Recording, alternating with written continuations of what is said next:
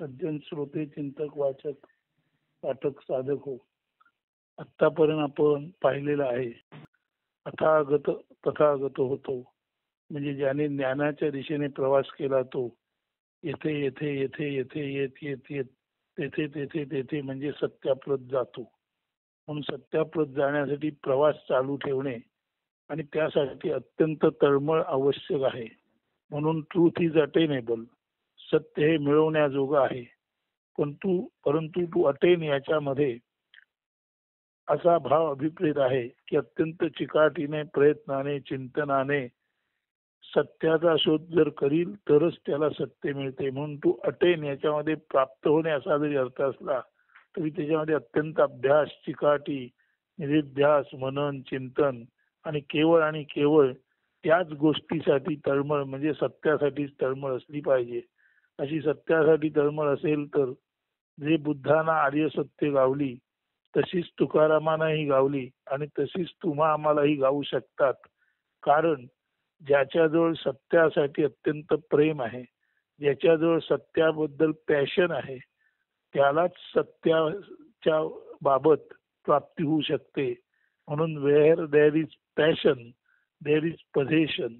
म्हणजे सत्यासाठी जर केवळ आणि केवळ तळमळ असेल तर सत्य तुमच्या मालकीचं होऊ शकतं नव्हे, तुम्ही स्वतःच सत्य रूपे या जगात वावरू शकता असा त्याचा अर्थ आहे. आता हे सत्याबद्दल अत्यंत ज्यांना चाड आहे असे ज्ञानी ऋषी मुनी त्यांना सत्य कसं गावतं ते तुकारामाच्या 118 क्रमांकाच्या अभंगात आहे. आणि जोग महाराजांनी जे गाथेचं संस्करण केलेलं आहे किंवा अनुवाद केलेला आहे त्याच्यामध्ये एक अभंग आहे तो बघा. म्हणजे सत्यासाठी तळमळ असलेल्या तुकारामाला तेच गावलं जे बुद्धांना गावलं, जे कृष्णमूर्तींना गावलं, जे ज्ञानेश्वरांना गावलं आणि जे अर्थातच अष्टावक्रांना गावलं नाही. अष्टावक्र स्वतःच ते होते. असंच काहीच तुकारामाचं झालं ते बघा. त्याचा 118 क्रमांकाचा अभंग आहे, छान अभंग आहे. न देखो न काही म्या पाहिले सकळही, झालो अवघिया परी मी हे माझे ठेले दुरी. न घेता घेतले हात पाय उसंतिले, खादले न खाता रसनारस झाली. न बोलोनी बोले केले प्रकट झाकिले, नाही किले कानी तुका आले मनी. तर 118 क्रमांकाचा जो अभंग आहे त्याच्यामध्ये बघा तुकारामाला त्या सत्याची अत्यंत आस्था आहे. त्यामुळे कसा अभंग त्यांच्या मुखातून अनायासे उमटला, तो अनायासे आला, सहज आला, तो हा अभंग आहे. आणि त्याचा अर्थ बघा. न देखोनी काही म्या पाहिले सकळ, मी या चर्मदृष्टीने काही न पाहता सुद्धा म्हणजे डोळे न उघडता सुद्धा मला सर्व काही पाहता आले. म्हणजे ज्ञानदृष्टीने सत्याबद्दलची तळमळ असल्यामुळे त्या सत्यानेच मला जी ज्ञानदृष्टी दिली त्या ज्ञानदृष्टीने मी सर्व पाहिले, जरी डोळ्यांनी काही पाहिले नाही तरी. न देखोनी काही म्या पाहिले सकळही, डोळे न उघडता सुद्धा केवळ आणि केवळ सत्याबद्दलचं प्रेम त्याचं चिंतन यामुळे आतून सत्यानेच मला सर्व काही दाखवलं. पुढे म्हणतात झालो अवघिया परी मी हे माझे ठेले दुरी. आणि सर्वांसारखाच मी झालो नव्हे, मी आणि सर्व एकच झालो. मी हे माझे ठेले दुरी. आणि मी माझं पण दूर ठेवलं, भिन्नत्व केलं आणि अवघा मी सकळची झालो. मी संपूर्णपणे अवघेपणे मी सकळ झालो. पुढे म्हणतात न घेता घेतले हात पाय उसंतिले. हातापायांची कोणतीही क्रिया न करता सुद्धा किंवा हात पायांना विश्रांती देऊन सुद्धा न घेता घेतले. काही घेण्यासाठी हात पुढे केले नाहीत, काही मिळवण्यासाठी इथून तिथे गेलो नाही, पण तू बसल्या जागीच मला आत्मज्ञान प्राप्त झालं. खादले न खाता रसना रस झाली. खरं तर तोंडान मी काही तोंड उघडून काही फार खात नाही किंवा खाल्लंही नाही, परंतु न खाता सुद्धा तो आत्मरस माझ्या अंतःकरणात प्रकट झाला आणि त्या आत्मरसामुळे माझी रसना म्हणजे जीभ इतर कुठलाही पदार्थ न चाकता सुद्धा माझी रसना अत्यंत रसपूर्ण झाली. त्या आत्मरसाची चव रसनेने परमेश्वरी कृपेने चाखली आणि बाहेरचा कुठलाही पदार्थ न खाता सुद्धा खादले न खाता रसना रस झाली. म्हणजे खाण्यायोग्य असा पदार्थ मी खाल्ला म्हणावं तर तसं नाही, किंवा विशेष काही न खाता सुद्धा माझी रसना अत्यंत मधुर झाली, कारण आत्मरसाची मला ध्यानामध्ये प्राप्ती झाली. न बोलोनी बोले केले प्रकट झाकले. खर तर मीहून काही बोलत नाहीच, परंतु हृदयामध्ये चिंतन चालू असताना ते जे लपलेलं आहे निर्गुण निराकार तत्व आहे तेच सगुण साकार रूपाने, जे लपलेलं निर्गुण निराकार तत्व आहे तेच सगुण साकार रूपाने माझ्या हृदयात विठ्ठल म्हणून प्रकटलं. आणि ते निर्गुण निराकार तत्व जे हृदयात विठ्ठल रूपे प्रकटलं, जे करकटेवरी पाय विटेवरी म्हणून पांडुरंग म्हणून आपल्या समोर उभा आहे, त्याच्याबद्दल अनायसे बोललं गेलं.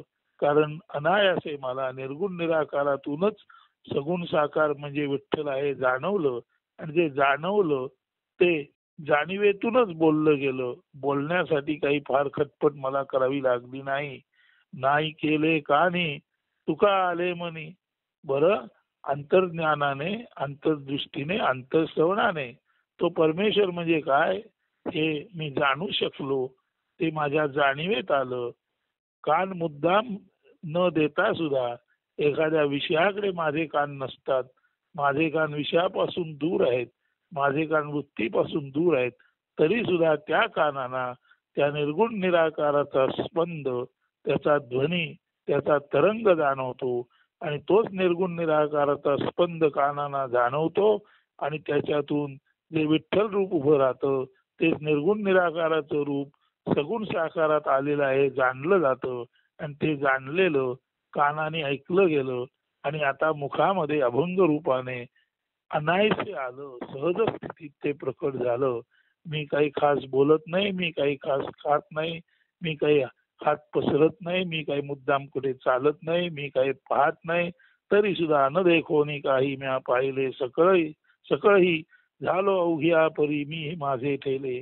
काही न पाहता सर्वच मी झालो, सर्वांसारखाच मी झालो. मी माझं असं दूरत्व नष्ट झालं. मी अभिन्नतेने एक रूप आहे.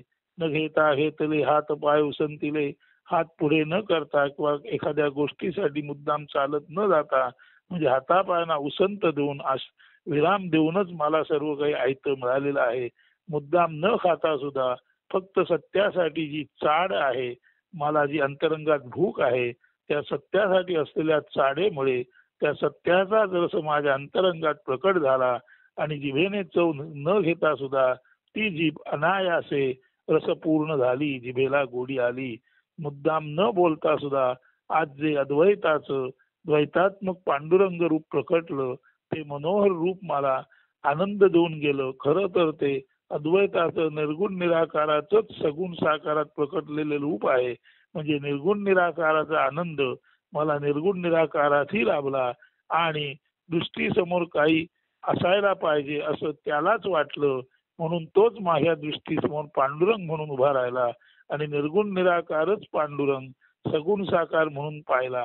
आणि एकंदरीने निर्गुण निराकारने सगुण साकाराचा आनंद काही खटपट न करता, प्रयत्न न करता मला प्राप्त झाला. आणि त्यामुळे न बोलता सुद्धा अनायसे अभंग रूपाने ते तत्वाचं ज्ञान माझ्या अभंगात आलं. आणि मुद्दाम कान न देता सुद्धा माझ्या कानावर त्या तत्वानेच सर्व काही आपसूक घातलं. असा मी अनायासे, असा मी अत्यंत सहज स्थितीत असतानाच मला हे सर्व प्राप्त झालं. हे ते आहे. सत्याबद्दल जर तीव्र आसक्ती असेल तर, सत्यासाठी जर अटेन्शन म्हणजे एक तऱ्हेचं आकर्षण, एक तऱ्हेचं प्रकर्षाने प्रेम, एक तऱ्हेची पॅशन म्हणजे तळमळ निर्माण झाली, तर ती तळमळच सत्य म्हणून तुमच्या पुढे सत्यत्वाने प्रकट होते. तुमच्या हृदयाला, मनाला, जिभेला, हातापायांना तुमच्या इंद्रियांना कोणतेही काम न पडता, स्थूल देहाची हालचाल न करता सुद्धा सूक्ष्म रूपाने तुमच्या अंतरंगात सत्याचे प्रकटीकरण होते. आता असे हे जे प्रकटीकरण आहे ते कृष्णमूर्ती, ते बुद्ध यांना त्यांच्या सहज स्थितीत म्हणजे मनाचे नमन झाले आणि मन बुद्धी आणि चित्त, मन बुद्धी आणि हृदय अत्यंत निर्विकार झालं, पूर्णपणे प्रकाशमान झालं. कुठलीच गोष्ट धरत नाही, कुठल्याच गोष्टीसाठी आग्रह नाही, म्हणजे वृत्तीरहित जेव्हा मन बुद्धी आणि हृदय होतं, मन बुद्धी आणि हृदय जेव्हा निर्विकार होतं, मन बुद्धी आणि हृदय कुठल्याही चाकोरीपासून दास्य गुलामीपासून मुक्त असतं, तेव्हा ते प्रकर्षित झालेली ऊर्जा, ती चैतन्य ऊर्जा, तीच निर्गुण निराकार ऊर्जा सर्व काही न पाहता दाखवते, न ऐकता ऐकवते, न बोलता बोललं जातं, न सांगता सांगितलं जातं. म्हणजे शरीराला कोणतीही तोशीस न लागता सत्य ज्ञान जाणीवे तुमट्ट आणि ते अनायासे सहज स्थितीत बोललं जातं. असं हे जे आहे ते तुकारामाचं झालं. आता बघा, मेघवृष्टीमध्ये सुद्धा या किंचित नारायणाबद्दल काय घडलं ते पहा. मेघवृष्टी पुस्तकात 21-22 या 2 पानावर जे लिहिलेलं आहे ते आत्मोपनिषद मध्येही तुम्हाला मिळेल. ते पान आपण जरूर काढा आणि वाचा. पण ते काव्य असं आहे, आम्ही मडके फुटके, नीट ऐका. आम्ही फुटके फुटके, आम्ही मडके फुटके, नाही काही भरत, नाही काही धरत, सारे संस्कार लोपले, ज्ञान सारे संपले, जाणीव नेणवते, नेणीव जाणवते, आता सारे संपले, आम्ही मडके फुटके, बुद्धी मन वाचा काया, आता जाई सारे वाया, नाही स्मृतीला तो वाव, इंद्रियासी कैसा ठाव, विना इंद्रिये राहतो, विना प्राण स्पंदतो, डोळे नसता पाहतो, काना विनाही ऐकतो, काही नसून असते, आम्ही मडके फुटके, ऐसे राही जगी कोण, याची नाही आम्हा जाण, नाही जाणीवेची कळा, साऱ्या वृत्तीसी वेगळा, ऐसे असणे जडू नसणे, परी नसूनची असणे, जन म्हणती यासी वेडे, हा आम्ही तैसेची बापुडे, आत्मनिर्भर राहते, आम्ही मडके फुटके. तर हा किंचित नारायण सुद्धा सत्य शोधनासाठी तीव्र तळमळ असताना तो केवळ आणि केवळ आत्मनिर्भर राहिला. म्हणजे विश्वाच्या मुळाशी असलेल्या चैतन्यासाठीच तो सतत तळमळत राहिला आणि हे काव्य बाहेर आलं. त्याचा अर्थ काय बघा, सारे संस्कार ज्ञान यांचा लोप झालेले, ज्यात काही राहत नाही, साठत नाही, धरत नाही, असे फुटके मडके आम्ही आहोत. म्हणजे आम्ही तर आतून अत्यंत कोरे आहोत, नुसते कोरे नाही तर फुटलेल्या मडक्यासारखे आहोत. चुकून काही त्यात आत गेलं तर लगेच ते मडकं फुटलेलं असल्यामुळे आत गेलेलं बाहेर निघून जातं.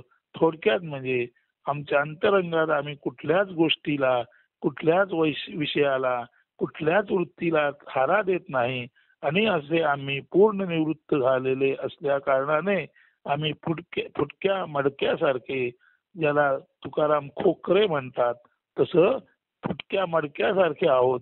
आणि फुटक्या मडक्याची व्यवहारात कोणी गणना करत नाही. त्यात काही भरलं जात नाही, त्यात काही धरलं जात नाही, त्यात काही साठत नाही, त्यात संग्रह नसतो. असं खोकरं मडकं, फुटकं मडकं झालं आणि तेव्हाच सर्व गंमत जन्माला आली. म्हणून सारे संस्कार ज्ञान यांचा लोप झालेले, ज्यात काही राहत नाही, साठत नाही, धरत नाही, असे फुटके मडकेच आम्ही आहोत. खास जाणीव अशी म्हणावी तर संपलेली आहे. म्हणजे जाणीव अशी उरलीच नाही, एवढंच आम्हाला जाणवतं. म्हणजे जाणीव नेणवते, काही जाणवतं म्हणावं तर आम्हाला काहीच जाणवत नाही. म्हणून जाणीव नेणवते. जाणीव म्हणावी तर जाणीव जाणवत नाही म्हणजे जाणीव नेणीव रूपाने असते. आणि नेणीव म्हणावी म्हणजे काही जाणवत नाही म्हणावं तर काही जाणवत नाही इतकंच जाणवतं. काही जाणवत नाही इतकंच जाणवतं आणि काही जाणवत नाही हे जाणणं म्हणजे नेणीव म्हणून नेणीव आहे. म्हणून जाणीव नेणवते. आता जाणीव नेणवते म्हणजे जाणीव राहिलीच नाही. नेणीव जाणवते. काहीच राहिलं नाही एवढंच जाणवतं. जाणवणं उरलंच नाही आणि काही उरलं नाही तेवढंच उरलं. म्हणून जाणीव नेणवते. नेणीव जाणवते. म्हणून खऱ्या अर्थाने व्यवहाराच्या पातळीला आता सारे संपले. हे जिवंत असून सुद्धा आता हे संपलं आहे. कारण आम्ही मडके फुटके आम्ही फुटके मडके. कारण आमचं हे असले पण फुटक्या मडक्यासारखं आहे.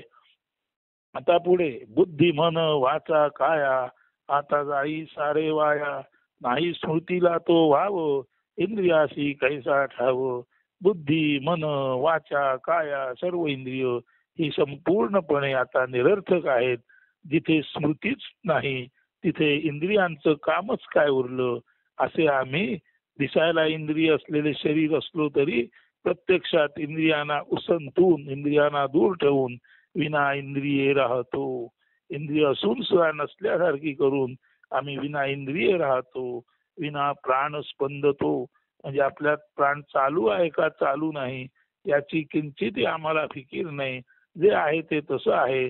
आपण खोकरे आहोत फुटके आहोत आपल्याजवळ काही असलं नसलं तरी फरक पडत नाही. असं वृत्तीच्या पातळीला निवृत्त झालेले आम्ही इंद्रिय असून सुद्धा नसल्यासारखे आहोत. आणि प्राण असून सुद्धा प्राण आहे का नाही त्याची कधीच किंचित फिकीर न करता सुद्धा प्राण असून सुद्धा नसल्यासारखं आहे. म्हणजे प्राणाबद्दल म्हणजे आपल्या जिवंत असण्याबद्दल आम्हाला कोणतीच काळजी नाही. अशा अर्थाने प्राण असो किंवा नसो देह राहो अथवा जाओ आमचं फक्त आणि फक्त लक्ष त्या सत्याकडे आहे. म्हणूनच देह जाओ अथवा राहो पांडुरंगी दृढ मन राहो. आता पांडुरंग याचा अर्थ एवढाच ते अत्यंत स्थिर शाश्वत आत्मतत्व आहे जे अचल अढळ आहे. अशा त्या अधिकारणाशीच आम्ही एकनिष्ठ आहोत. त्यामुळे इंद्रिय आहेत किंवा नाहीत प्राण स्पंदत आहेत किंवा नाही स्पंदत आहेत देह आहे का जातो याची कोणतीच फिकीर नाही. अशा अर्थी आम्ही विना इंद्रिये राहतो. विना प्राण स्पंदतो. डोळे नसता पाहतो. डोळ्याने काही पाहायचं कामच नाही.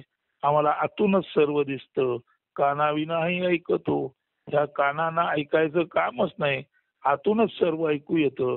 म्हणून केनोपनिषदामध्ये म्हटलेलं आहे ऐकतो कोण. आपण म्हणतो कान ऐकतो नाही. कान ऐकण्याचं एक साधन आहे. पण कानापासून मेंदूपर्यंत ऐकलेलं जाणवतं ते कोण आहे. म्हणून केन केन म्हणजे कोणी ऐकले कोणी पाहिले तर खरं सांगायचं म्हणजे डोळे नसता पाहतो कानाविनाही ऐकतो. आम्ही डोळ्यान पाहत नाही कानानं ऐकत नाही म्हणजे केवळ आणि केवळ आत्मदृष्टीने ज्ञानदृष्टीने जे आहे ते सर्व अनायसे दिसतं आणि ज्ञानदृष्टीने आत्मदृष्टीने सर्व ऐकलं जातं. अशा अर्थी काही नसूनही असं ते आम्ही मडके फुटके असं काही नसून सुद्धा दिसायला मात्र आम्ही आहोत. म्हणजे बघायला गेलं तर गिळून सांड दिले कलीवर. सर्व इंद्रिय आम्ही गिळून टाकली आहेत. आणि तुम्हाला हा जो माणूस दिसतोय नारायण म्हणून तो एखाद्या शवासारखा आहे कलेवरासारखा आहे. कारण इंद्रियांची जाणीवेची नेणीवेची ऐकण्याची पाहण्याची खाण्याची कोणतीच वृत्ती शिल्लक नाही. अशा अर्थाने काही नसुनी असं ते आम्ही मडके फुटके ऐसे राही जगी कोण याची नाही आम्हा जाणं. तुम्ही विचाराल की नारायणा तू तसा आहेस का तसा प्रश्न विचारू नका. असा जगात कोण राहतो याच्याबद्दल आम्ही काही जाणत नाही. कारण नाही जाणीवेची कळा. कारण जाणीव म्हणून जी कळा असते एक जाणीवेची कळा असते जो स्पंद असतो तो आता आमच्यामध्ये खास असा शिल्लक नाही. साऱ्या वृत्तीशी वेगळा आम्ही सर्वच वृत्तींपासून वेगळे म्हणजे निवृत्त झाल्यामुळे आमची जाणीवेची कळा संपलेली आहे. ऐसे असणे जणू नसणे.